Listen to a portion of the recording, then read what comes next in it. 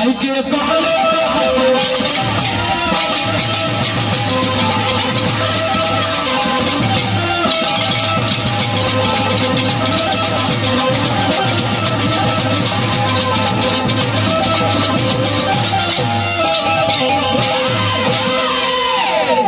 बबुआ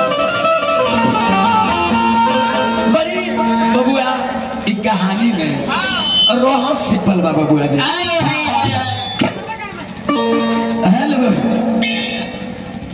कया जबे बनलई हम प्यार के कहानी बा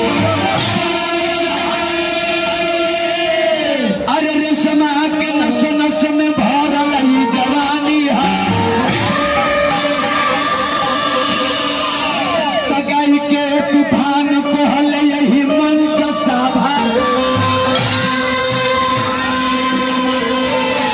सुनली ही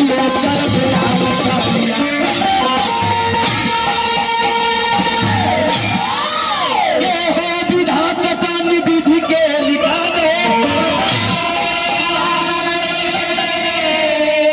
लिखल बाटे बबुआ यही इतिहास हो सवेगा जयंती जो बनल है सजाव पहले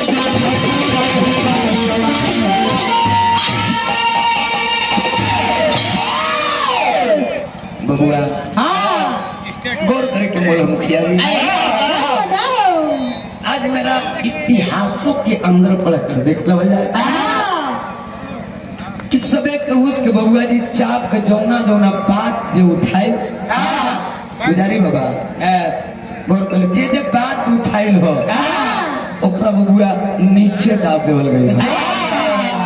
जो संस्र मने चुहरवन बाबा जो समाज का दर्पण समाज का अपना बताने के काम किए थे देख लो आदि बबुआ पिता का नाम बंदे बिहारी बताओ गई है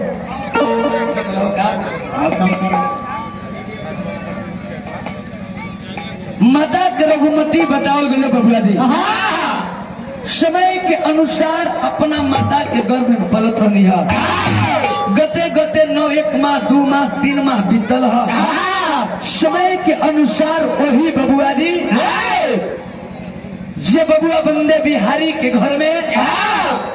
समय के अनुसार चुहरमल जी जन्म ले बानी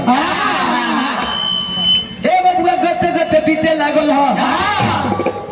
उम्र गते गते जब बीते लागल है 1 बरस 2 बरस 3 बरस 4 बरस 5 बरस बीतल है तो समय के अनुसार स्कूल में पाठशाला में उनका नाम एडमिशन भइल बा कहे के भाव हो बबुआ